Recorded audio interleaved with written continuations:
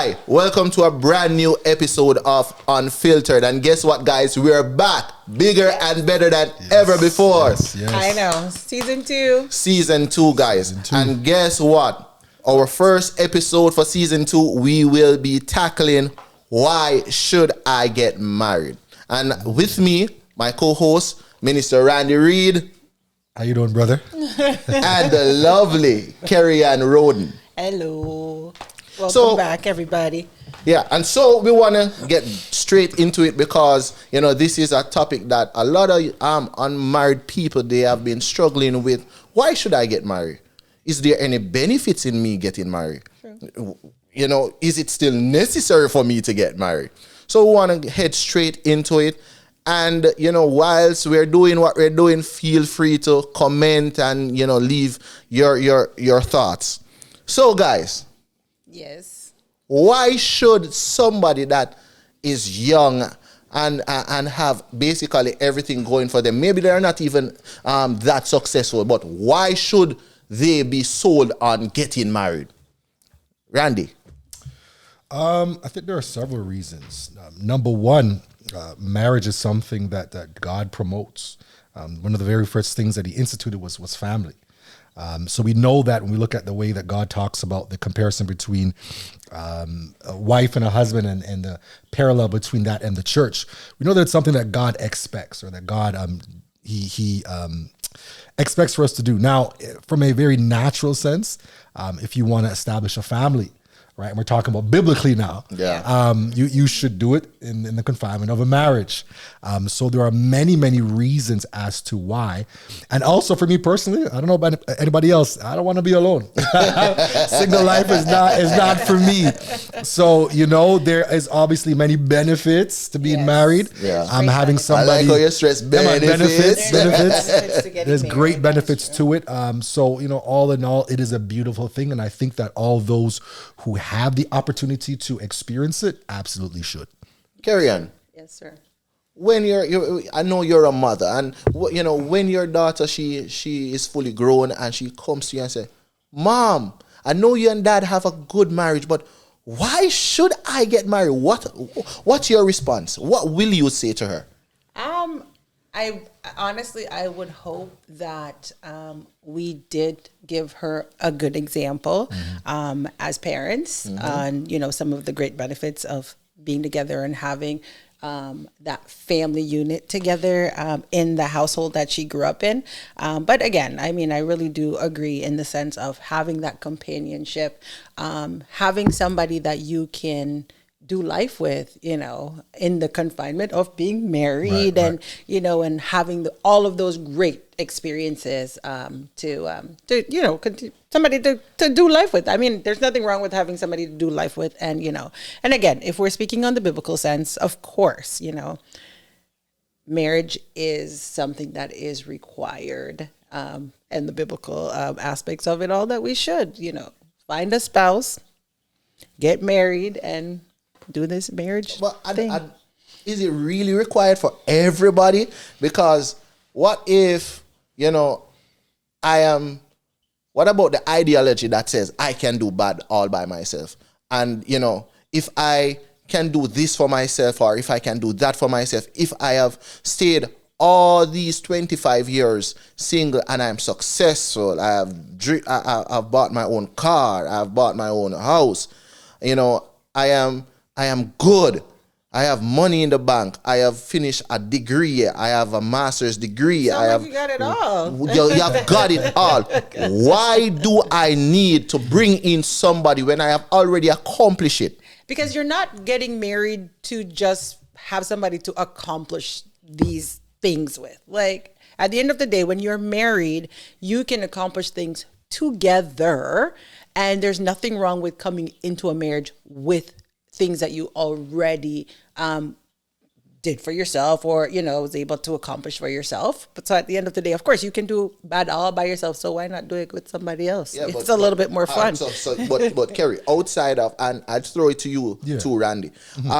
Outside of just material things, you have many young people that they are responsible. They can cook, they can clean, they can take care of a house by themselves. Right. Or, you know, if I am single as a man and I can do all these things, why do I need to carry in a woman to say, all right, I need somebody to cook my own dinner. Hello, I can cook my own dinner. You know. Right.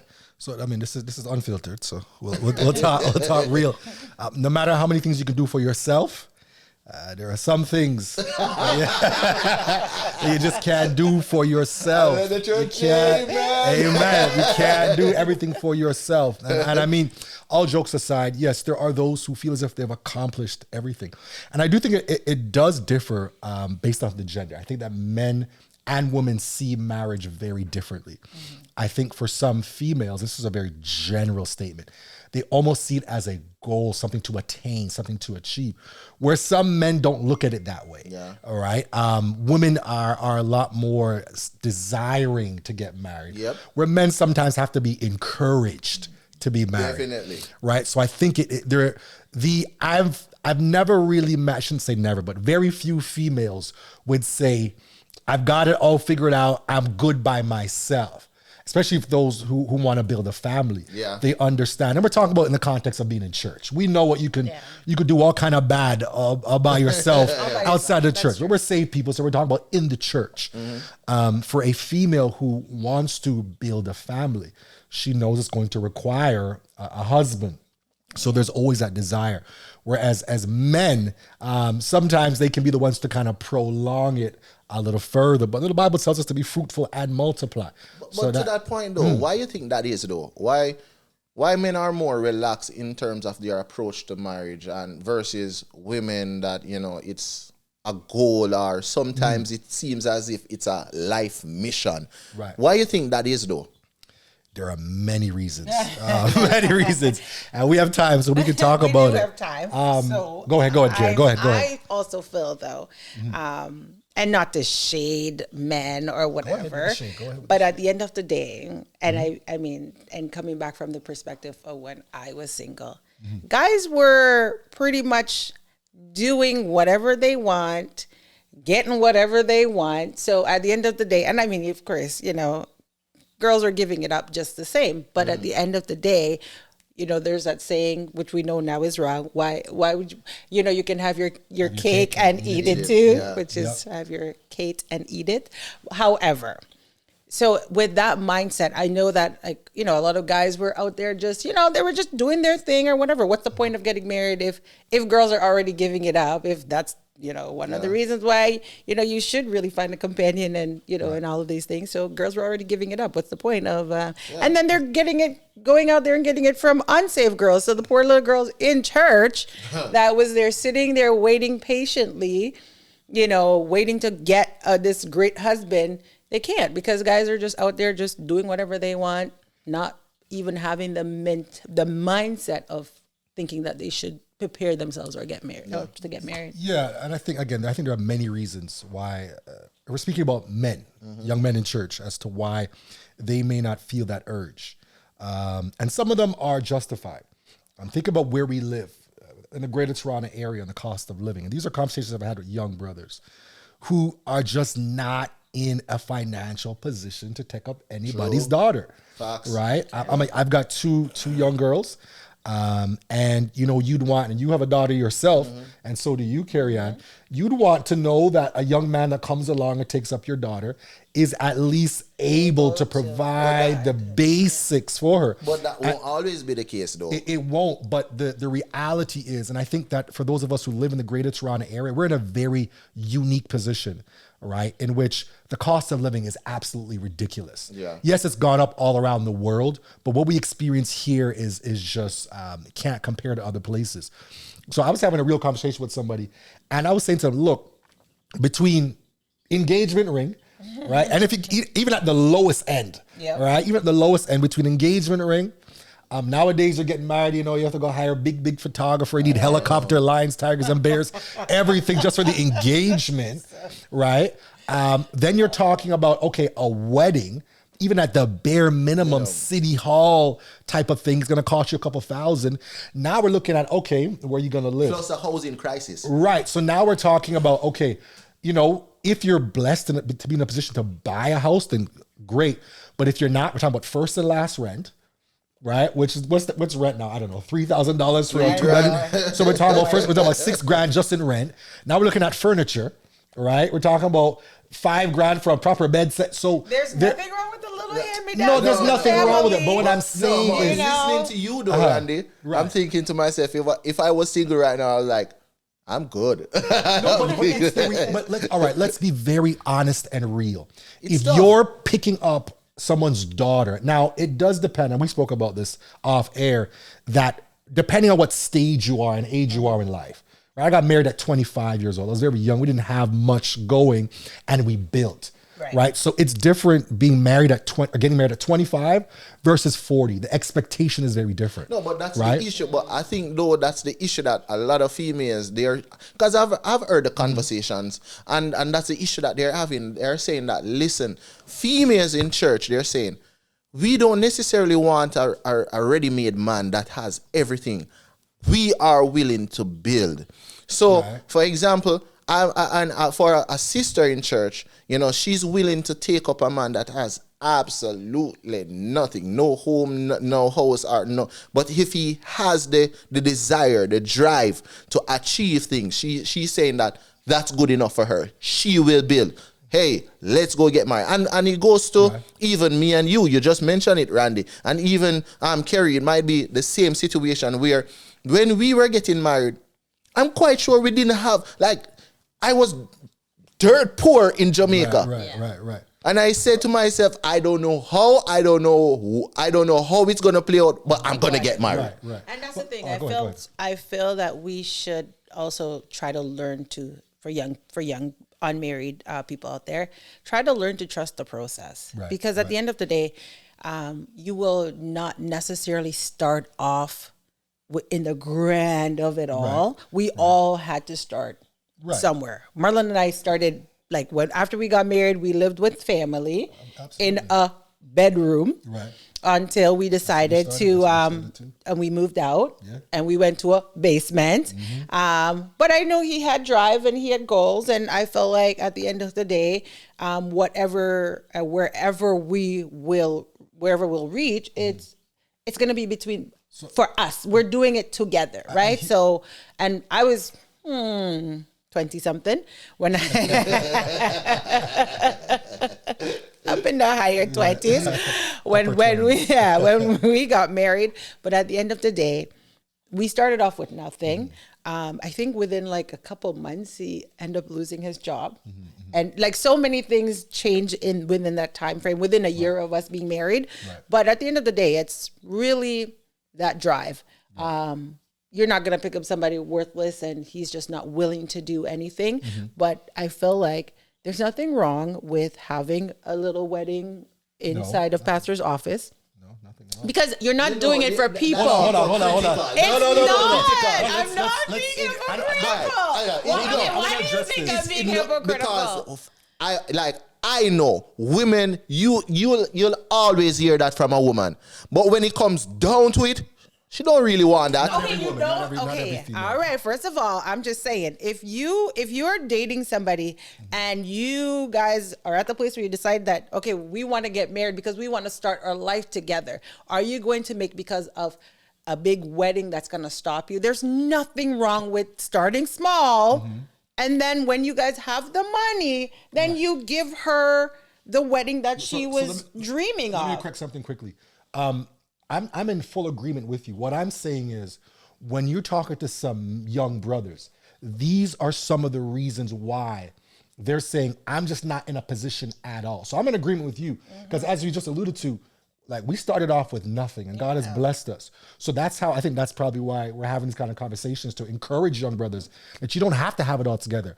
But what I'm saying is, it is a very real problem where you have brothers in their 30s who don't have 2 pennies to rub together, so they don't feel it's right for them to go and pick up. And even if they wanted to, they couldn't even buy a ring, right? So these are the real, I want to say, how would I put it? These are some of the real problems that I believe some young people use as reasons to justify. Yeah. So you'll take the mic and talk about how, because sometimes females say, oh yeah, they're okay with this, that, and the other, but I'll leave that to Lennox. So go ahead. It's facts, though. I have a question then. Yeah. All right. We are in a church, and I'm not using Kingdom Life.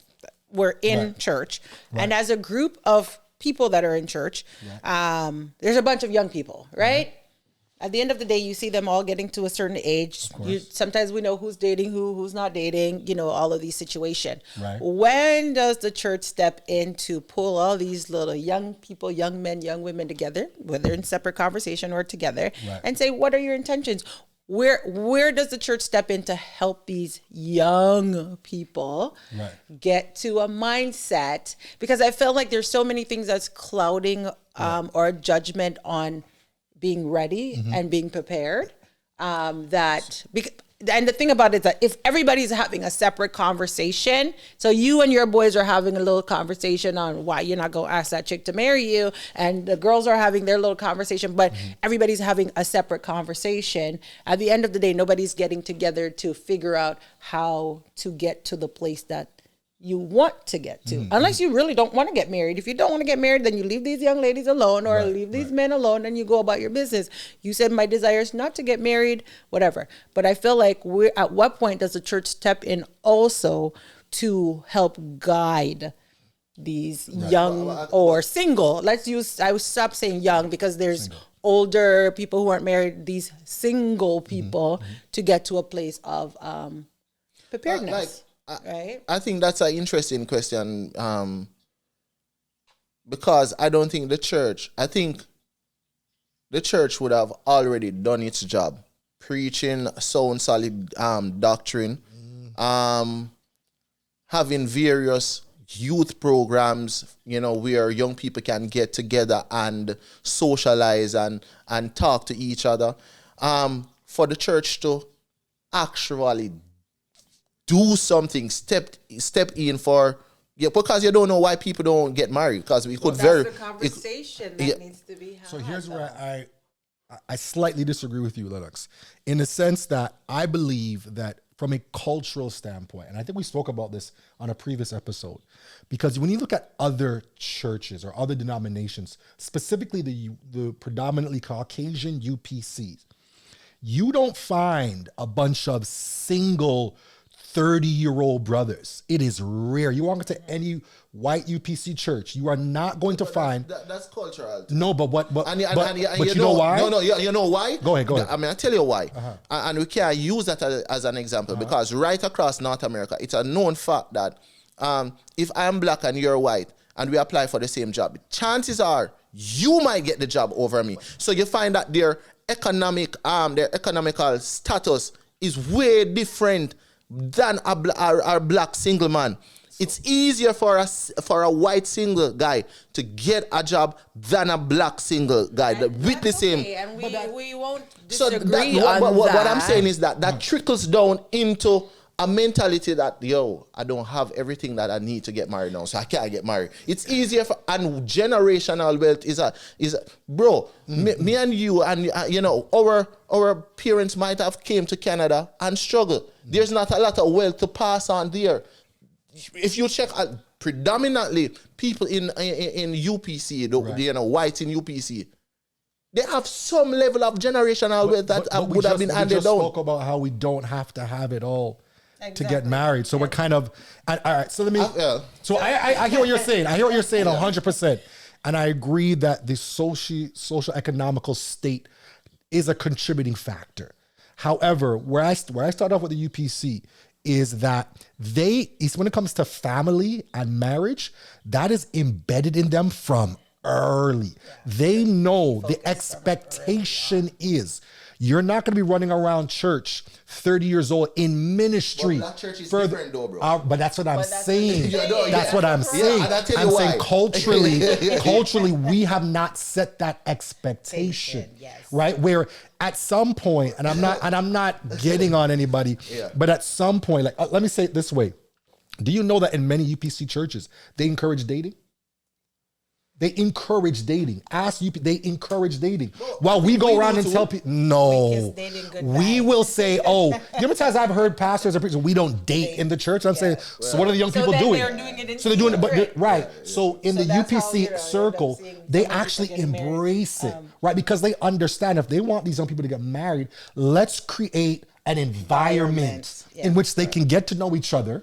They can, our families can connect, right? There's a level of transparency, so it's not you're dating her behind her back and hiding it, right? And then me and you are dating. Next thing you know, you're engaged next week. Why? Because nobody knows, right? There's there's a level of transparency. So I believe that to a certain degree, and I'm not speaking of kingdom life, I'm talking about from a cultural standpoint, we have failed in encouraging or creating an environment to say, listen, as a young brother, listen, I have a son, and from that kid reaches a certain age, I'm putting it in his head, say, hey, you're not running up and down at 30 years old, 30 in my house with chest hair, and you have no wife, and you're namming out my fridge. This is not acceptable. No, this is not acceptable. I say this to you though.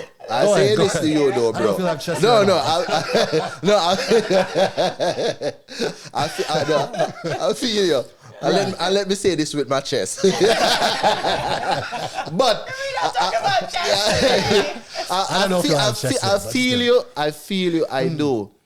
But again, when you look at culture is a factor here because within the white churches, predominantly, they don't push up preachers the way they do.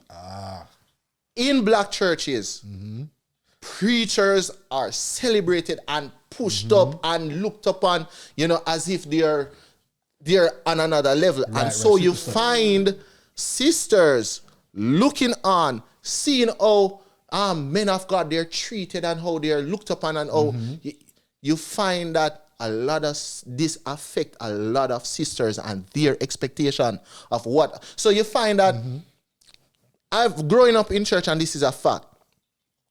Two set of men, sisters normally would chase in church. Musicians and preachers. Right. And that is a fact. Why you think that is? Expectation. So we have to discuss, why is it that women in particular, what's their expectation? And if this is their expectation, why? But are we now saying that's why they're not getting married because of the expectation? Yeah, because I don't agree with that. No, bro. A lot of guys have some level of in church have a lot of inferior complex when it comes to these things because they feel like it's their problem. if you need to for guys, you have to learn to man up and approach these women. I mean, at the end of the day, what's the worst that could happen? She's gonna say no. But I feel like for guys, you have to just stand your ground and do what you need to do. I mean, I was laughing because this whole thing about UPC, I'm about to tell all the ladies to go find themselves a UPC church. And if you're not, if you're all for the interracial, then, find yourself a UPC church. And how old was that brother? No, really, seriously, it was 20. It was like 21. Yeah, but his mindset is already there at 21. How many brothers in our church in early 21 are even thinking marriage? Yes. Right? So that tells us that somewhere along the line, we are failing. We're not doing something, and I'm not talking about kingdom life. I'm talking about as a body, right? Are we encouraging? Are we at least setting the expectation to say, hey, listen. Yeah. You're not running around because, and here's the problem with it. You know that these problems destroy churches. Because when you have young people just running around, messing around with each other, these things, when it comes out, poor sister thinks this man is going to marry her and she doesn't. And now we don't see sister so-and-so for how many weeks. Poor pastor has no idea why she's not coming. So these things, there's a ripple effect to it, right? And churches are often built, not necessarily with new converts, but families.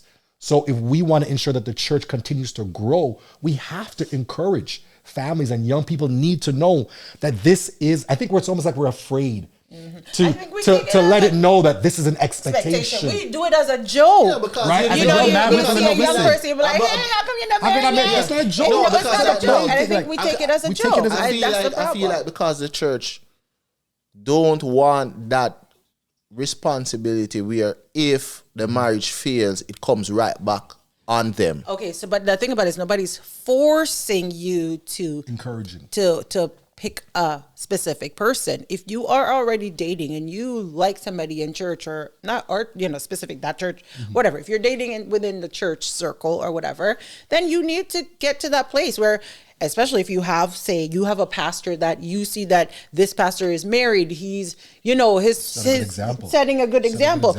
As a young man, you say, Pastor, can I have a conversation with you? This is my mindset. Right now, I don't feel like I'm financially stable, but I really do like this person. This is who I would love to see myself with. Right. How do I get to a place where I can be financially stable, where I can be, but we're not having these conversations because I feel like, and I'm not being hypocritical about it because I was once in that place of before I was married, where we sometimes we like the fun of running around, of course, right? Of course. But I feel like in this day and age where when you do look around the church and you find people in their 30s, almost 40, not married. And maybe sometimes, that one guy did mess up that person because they thought that this was the person I was going to marry. Right. And then you turn around, you see that person engaged to somebody else, right? And so it kind of scarred this, the young lady for, whatever. But I just find that we are not, as a body, looking into the situation deeper than it is.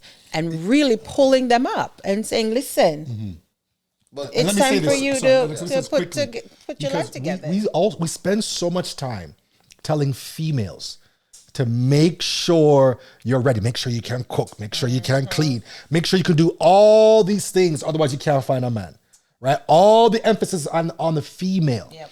How many of us are pulling aside the men, the brothers to say, hey, make sure you go to school. If not, learn a trade. Do something. Get a job. This, that, and the other. Know how to do certain things. Right? Everything is about telling the female to get ready. Is she marriage material? No. Is she wife material? And we don't take the time to pull aside the brothers to say, hey, brother so-and-so, No, but the fact of the matter is, though, whether or not we want to admit it, right, it looks bad for a young lady entering marriage and she knows nothing about being domesticated. Nothing. So that's horrible, bro. Is it only on the woman? No, I'm not saying it should only be on the women, but there's a lot of things that can be learned. First of all, no, I'm not saying. No. There's a lot of things that can be learned. So if I didn't know how to boil water, are you gonna not marry me because I don't know how to boil? Yes, you can learn that before we get married. Well, then, all right.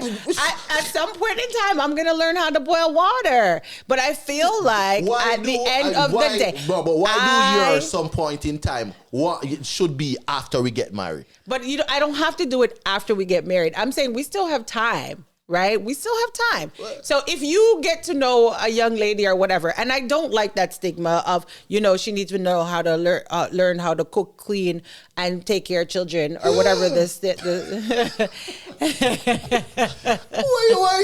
you mean?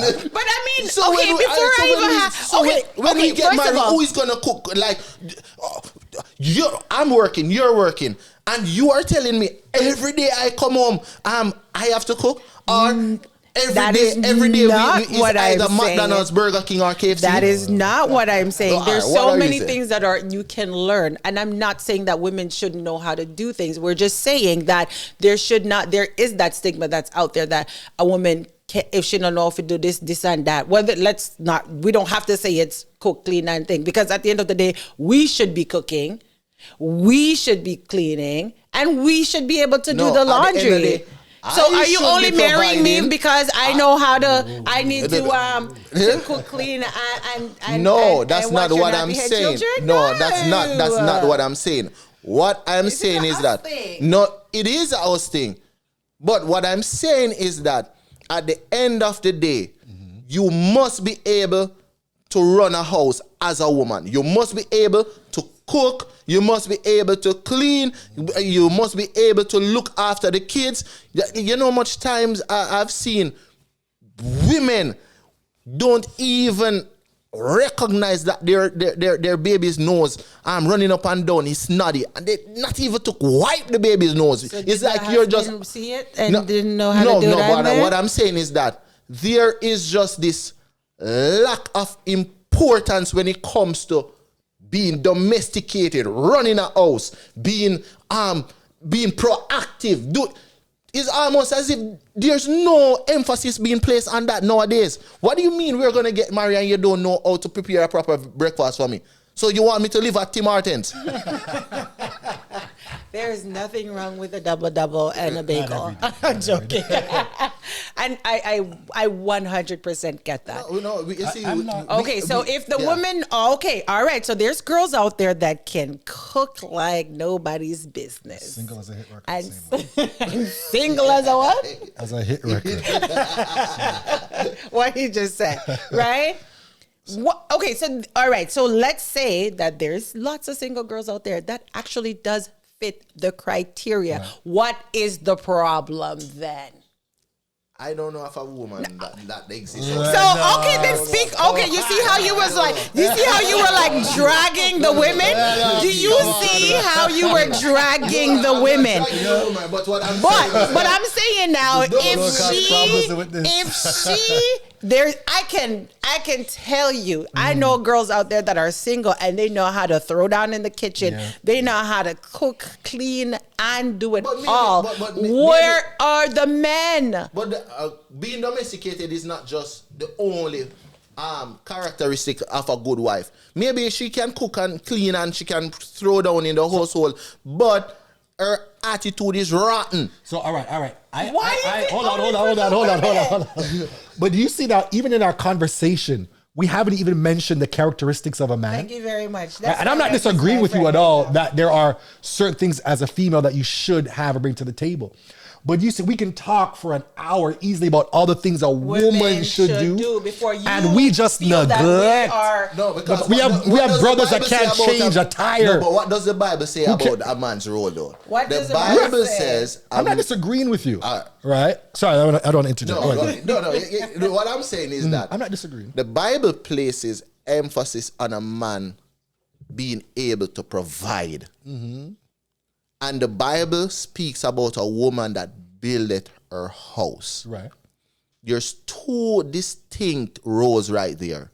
Mm-hmm. Am I saying that a man should not do housework? No, that's not what I'm saying. But the primary, and this is where we get it twisted, because women, I think men step down in their roles in society, so women have to step up. So women now has to be, taking care of the kids, taking care of the house, working, providing, doing. A man's sole responsibility, if there's no other responsibility that a man has, he has the number one responsibility of providing for his family. Right, but there are a woman should build her house. So, all right. So on that point, there are brothers and men who are not capable of providing. Exactly. So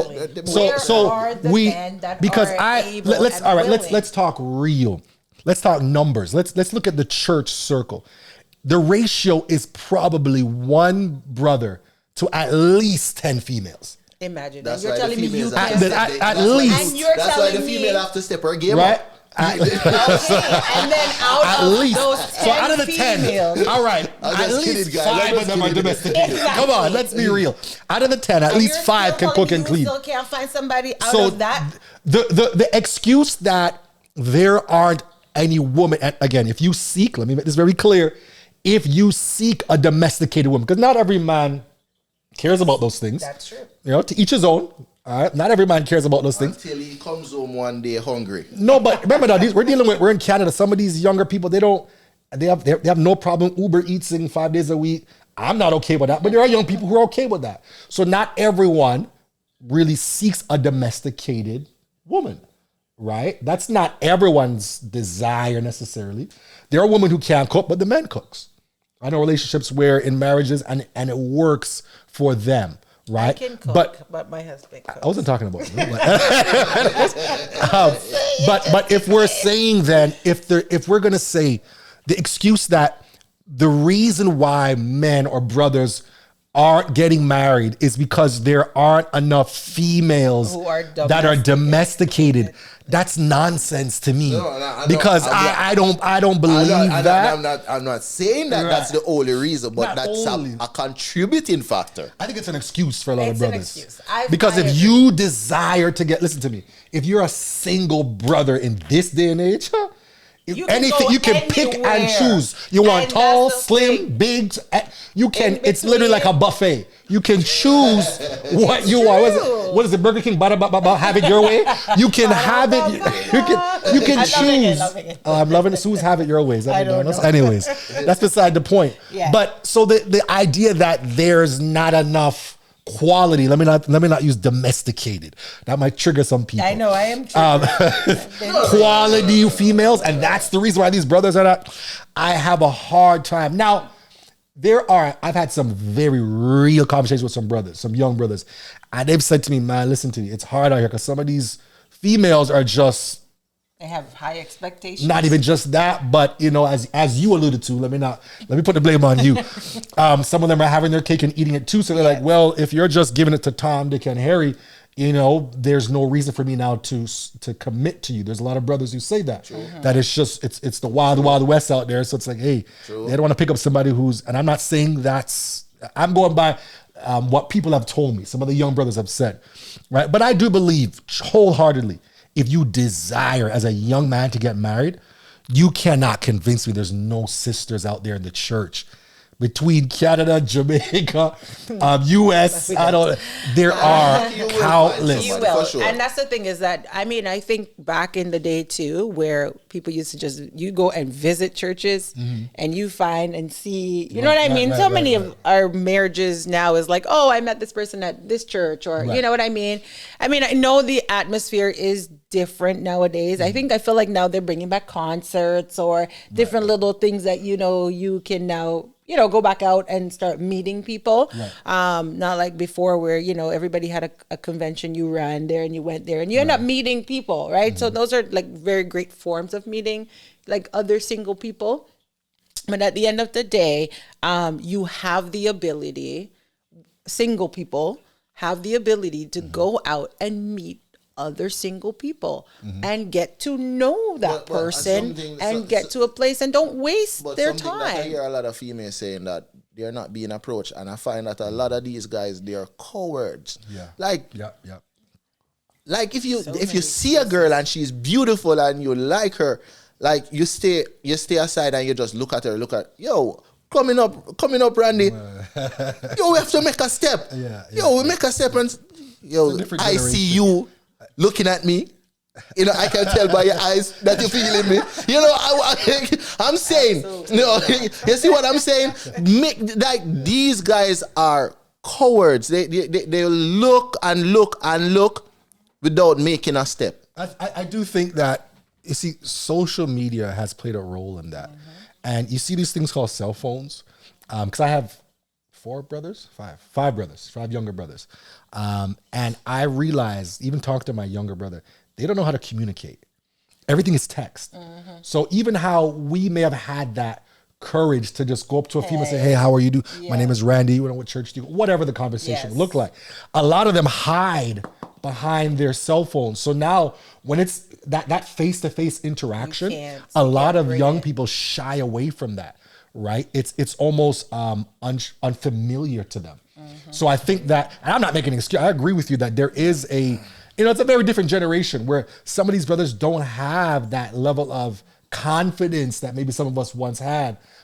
Because again, the way we communicate is very differently now. When we were younger, there was no DMs, right? There was no direct messages. You had to go and approach a female. Right, you have to go sit down in her home with her parents and talk to them one-on-one. Now it's as easy as sending a DM, sliding into a message and whatnot. There's nothing wrong with sliding, but you have to do that follow-up, right? So whichever way you feel like you want to approach a female or whatever, at the end of the day, you follow up and you put in the work, right? At the end of the day, just put in the work, and there's... For single people out there, I know that a lot of people are, they might be a little bit scared of marriage because, again, when you look around, you see a lot of divorce going, Right. and of course, sometimes you were like, I don't want to go through all of that. Like again, it goes back to why should I get married? I'm only getting married to go get divorced, or whatever the case may be. There's a lot of people who didn't grow up in a married household, so at the end of the day, now it becomes a problem in the sense of I don't know what that is like. Or the one that I saw wasn't positive. It wasn't positive. Right, So right. there's, and again, I feel like I'm always going to stick to this. If you are in a church format or whatever, it really bottles down to what are we doing as a church to get our minds. Because I did not grow up in a married household. Right, I didn't know what marriage But I looked think like. we can't Right? blame the church because I'm me not. grew It's up- not a me blaming. grew up No, in church. I no, grew no. up in It's not a church. blaming the Yeah. church. I'm just saying that maybe we, going forward or whatever it is, that we should start putting together something, whether it's single, social, whatever it is, even to just get mentorship. Thank you. Mentorship Maybe for- that's the for- word. Yeah. Some Right. form of something, because we can't keep letting it slide. Because I think as the years go, Right. you're just seeing more and more. And they begin to ask questions. What's going on with brother? What's going on with so so-and-so? and so and True, at the end true. of the day. So I feel like, yes, we talk about it and everything like that, but maybe we have to start putting into action. What can we do to help single people get to a place Right. to get them to a place of being ready for marriage? Like, we can't just keep talking about it, but we're not putting the action into play to help them get to a place. Because I feel like maybe even when you think back, a couple of us, maybe we needed those those tough and hard conversations before we put ourselves into marriages, right? So I feel like as a church, because we are always going to speak on a Christian point of view and perspective, we need to also help. You know what I mean? Yeah, What I can we feel you. do to But help? Because at the same time though, like nobody at church had to tell me to get married, because listen, from the skin start burn, say it's time. You see what I say? From the skin, because the Bible tell you in 1 Corinthians 7 verse 8 to 9 that if a man burn, Right. let him get married. You have a group, it's like you have a ton load of young people just sit down in a church and burn up. Who told Like, you who told you they're burning? Well, that's told you they're burning? But on that point though, I want to ask something. Should sex be a deciding factor in getting married? Go ahead, carry on. Why you guys shying away? Ladies first. Go ahead. It shouldn't be the only deciding factor. And as you pretty much well quoted the scripture, in that sense, the burning or, feeling like you should get to a place of, it's not the only deciding factor, and it cannot be the only deciding factor in getting married. Because at the end of the day, imagine burning, you decide to just marry any Jane, and then the sex is not good. So what do? I mean, of course you work on it, but at the end of the day, you're not getting married just for that, right? Yeah. But so it should not. My answer is it should not be the only deciding factor. It comes with it, But it's part of the perks. main deciding factor though. For a lot of people. For a lot of people, of course. Why are you looking at me like that? Yeah, it's true. Is it? Absolutely. I'll take a woman any day, all day, any day that is not domesticated. But I can do the do. Okay, so she's just. I can't get a maid. Absolutely not. I can't get a maid. I can do Uber Eats. But I can't live without that. What are you talking about? A maid and Uber Eats. Hold me back, Randy. Hold me back, because what? Listen, you kind of went back on your own, contradicted yourself. You kind of contradicted yourself there. I draw the line right there. I draw the line right there. Hold me back. Like, did you just No, say? what I'm saying is that It is a I would prefer a contributing woman that can cook, clean, beautiful, have it's a full package. But can I live without sex? Probably, but I don't want to find out. I would like intimacy be a critical part in my marriage, because intimacy is a part is also expression. Me expressing my love for you, you expressing your love for me. How do that work without sex in a marriage? Well, intimacy is not only sex, my friend. Well, it is the main part of intimacy. So, but at the end of the day, it's a real struggle, though. It's a real question. It is. And again, there are many people who get married just because of that, because they are tired of living in sin. But if the Bible said marry, to prevent burning. Right. So it is a motivating factor. Yeah. We can't get away from that. Let's be real. There are many people who do it just for that. Now, should you do it just because of that? Absolutely not. Because that's how you end up marrying people that you're not even compatible with. Exactly. Right? When we talk about, the Bible talks about being unequally yoked. You could be the same denomination, same beliefs as somebody, but still be unequally yoked. So that should not be the number one reason, but it is definitely one of the benefits that come along with it, right? And it is a contributing factor to why some brothers, because some of them they don't want to live in sin. I believe that some of them desire to do what is right. Especially people if they're in ministry, right? They desire to live right, to live holy, and they want to make sure that if they're burning, so I don't even like that word burn, because that could mean all kind of other things. But anyways, if they're burning, so to speak, that, it's not now interfering with their ministry or the walk with God. So that is absolute, and there's nothing wrong with somebody. Sometimes we shy away from, we're afraid to say that, that's a reason why somebody wants to go. That's a really good reason. Yeah. That shouldn't be the number one. It sounds bad, but that shouldn't be your number one. But for a brother to say, man, look, shouldn't be getting married for sex, because what if, Yeah, but it's not the number one reason, but it is a contributing factor to it, and we can't get away from that. You were saying something, Kerry? No. But guys, just to stress, we want to let you know that at the end of the day, sex is not, we joke about it, but it's not the only or the main reason for getting married. So we have to stress that.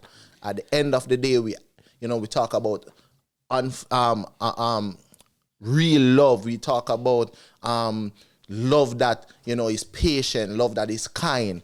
A time might come where she might be sick. You can't be intimate with her like that. Right. What are you gonna do? Up and get divorced or go and cheat? So it's not the main. We wanna state that it's not the main. But I wanna jump to this question as we look to wrap up. Right.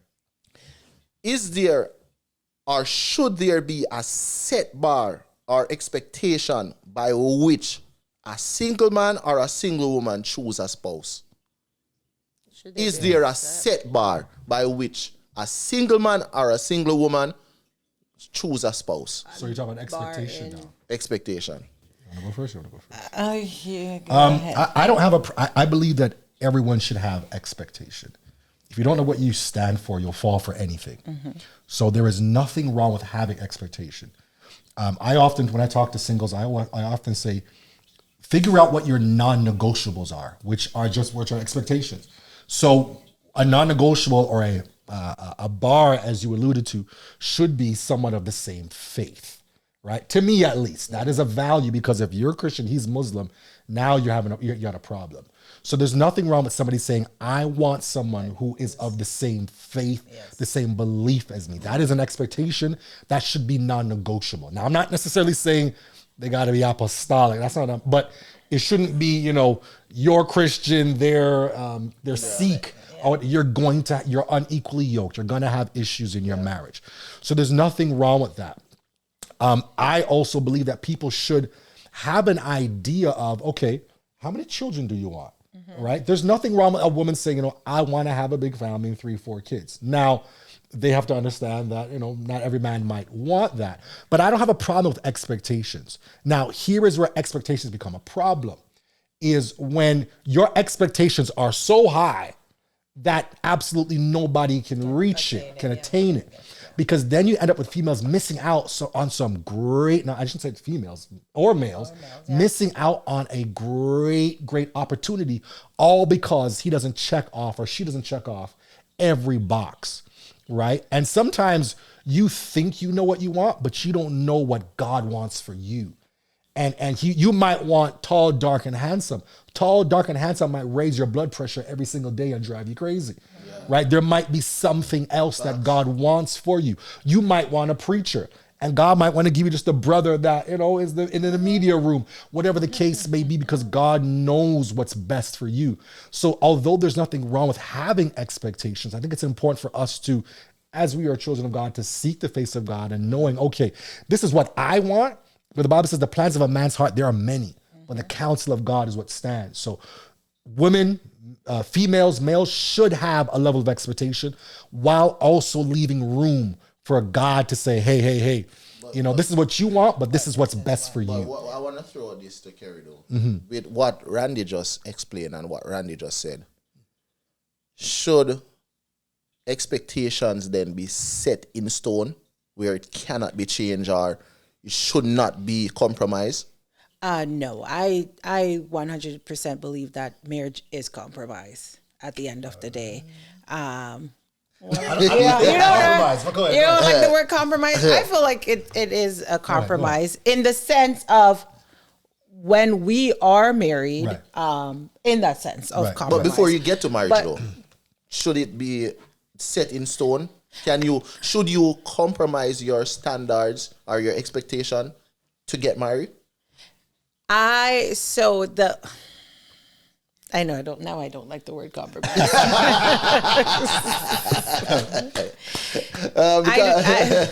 The reason why I say that is because at the end of the day, I might not have it all together just the same. That person could be looking at me and saying, well, she checks some of the boxes that I'm looking for, but she doesn't check all the boxes. Like, should he not choose me because I don't really fulfill the entire box? Because those things can change eventually, right?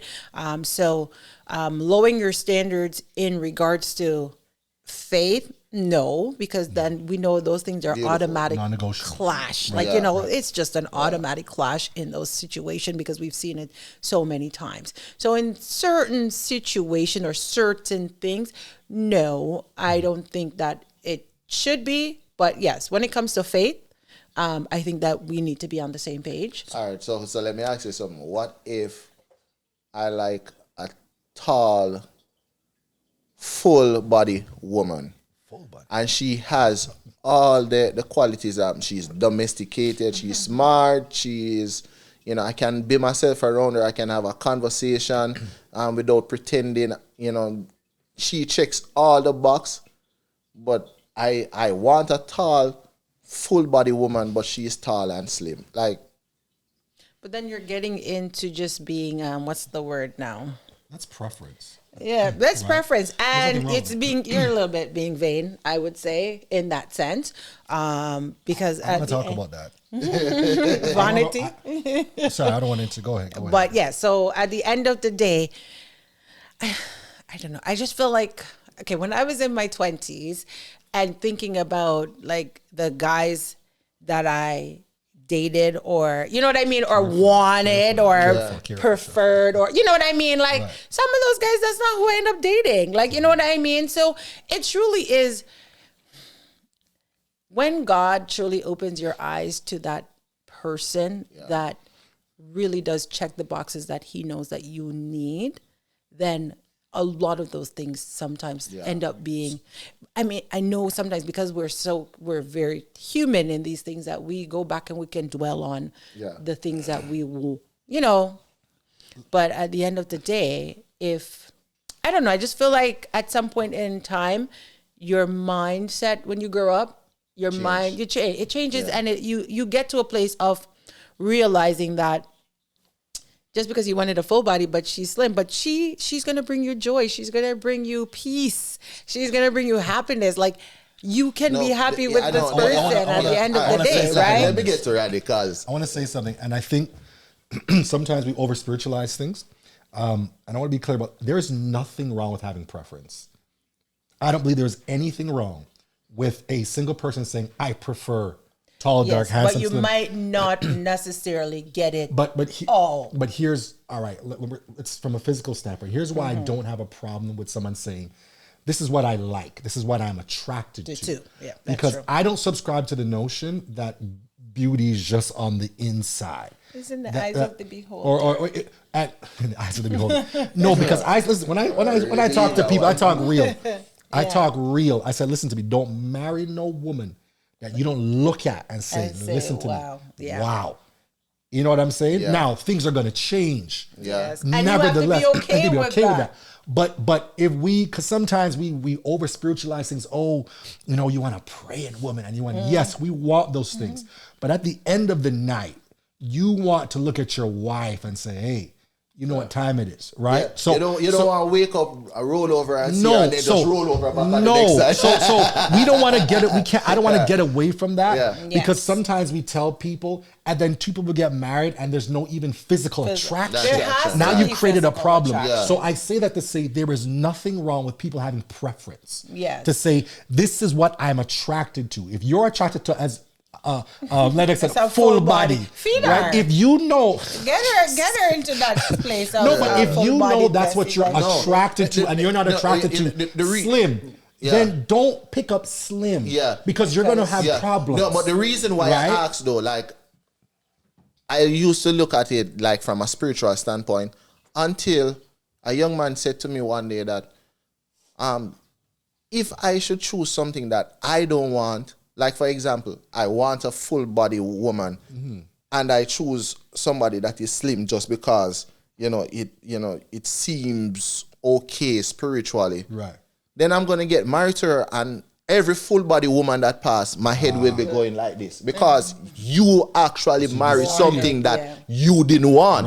Right. So again, that's the reason why I asked. But I do believe that there should be a balance. You can't be so vain. No. Because sometimes we make people feel bad for having preference. Yeah. Right? Because if you say this is what you want, no, doesn't mean you're gonna get it. But there's nothing wrong. That's where it comes down to. All right, let me ask you this now, as a female. Is it wrong if a female is considered high maintenance and she says, hey, I know who I am. I know the things I like. Yep. Right? I am not willing to marry a man who makes less than X amount of dollars. Right? Is that wrong? It's not wrong. I don't have a problem with that. But don't complain if you haven't. If you didn't end up finding him like 10 years later, right? That's on you. That's on you, right? But what I'm saying is I don't have a problem if you know yourself. You know you love Gucci, Louis, this, that, and the other. I feel you. Make sure you find somebody who can provide that to you, because if you don't and you settle for something else, your eyes are always going to be wandering on the other side of the fence. So I as much as we are saved, sanctified people, and we have the Holy Ghost and this, that, and the other, let's not over spiritualize things that make people feel bad for having preference. To say, this is what I like, this is what I desire, this is what I'm attracted to, right? Because otherwise people pick up somebody and next thing you know, they don't even like them. Word. Next but more problem. As because we're almost out of time, but as we, bring this wonderful discussion to an end, I want to, ask both you, Randy and Kerry, look at that camera and just tell maybe somebody that is sitting, wondering, bubbling up with this question, why should I get married? Tell them why should they get married. The Bible says that a man that findeth a wife findeth Tell him. Oh, damn. All right. The man that findeth a wife findeth a good thing. Scripture says, and obtaineth favor. So there is a level of favor that you receive, I believe, when you are married, when you find a wife. Let me tell young, old brothers and sisters, marriage is a beautiful thing, especially when you do it with the right person. So I truly encourage all those who desire to get married to be patient. And for those who might be on the fence, maybe there's a young brother watching that says, you know what, maybe it's not for me. Marriage is a beautiful thing. There is nothing like building a life with somebody that you love, having children and going through the challenges. As beautiful as it is, there will be challenges. But when you're with somebody that you love, somebody that you care about, it's like having your best friend. I'm having a partner. So I would encourage everyone watching this. And I do pray and hope that for those of you who seek marriage, that you find what you're seeking. Go ahead, Kerry. I agree. as as Randy said, marriage is a beautiful thing, and at the end of the day, we know it comes with challenges because people you grow as the years come along. But at the end of the day, it is a beautiful thing when you're sharing your life with somebody, and there's so much joy when you put it together, you know what I mean? Right. Sometimes you look around and you're like, I can't even believe I'm married, or, 10, 12, 13. And so on like that. But at the end of the day, it is a beautiful thing. It is called by God in that sense. But at the end of the day, when you do find that right person, you will truly enjoy the fruits of, that labor, or that, that relationship that you're in. Finding that you're putting each other first, or whatever the situation is. So at the end of the day, and finding also those things that you love to do together is always a good thing, so, and then you have that person that you can travel with, you can, kiki with, whatever the situation is. Yes, it comes with its challenges because we're all human and we have different mindsets. But at the end of the day, it truly is a beautiful thing. And I do pray and hope that if it is your desire to get married, that you do find that right person to share life with, right? Because it does get hard, and it has its challenges. But at the end of the day, finding the right person to take that journey with, it can be so much fun. So, yeah. There you have it, guys. We thank you for your time. We thank you for viewing. We thank you for dropping a comment and sharing your thoughts. Special thanks goes out to my co-host that would have embarked on this journey, this discussion with us. Minister Randy Reed, a man full of wisdom, and the beautiful, gracious Carrie-Ann Roden. Thank you guys so much. I trust that your darkness would have been enlightened, and I trust that you would have learned something. And if you're asking the question, why should you get married? Marriage is honorable. The bedroom is undefiled. Go ahead. Remove fear. Push it aside. Approach that sister in a godly way. Okay. And, get to know somebody. Yes. But we thank you. Remember to hit that like, share, subscribe button. And this is Unfiltered. We are back with a bang. Thank you. And until next time, God bless.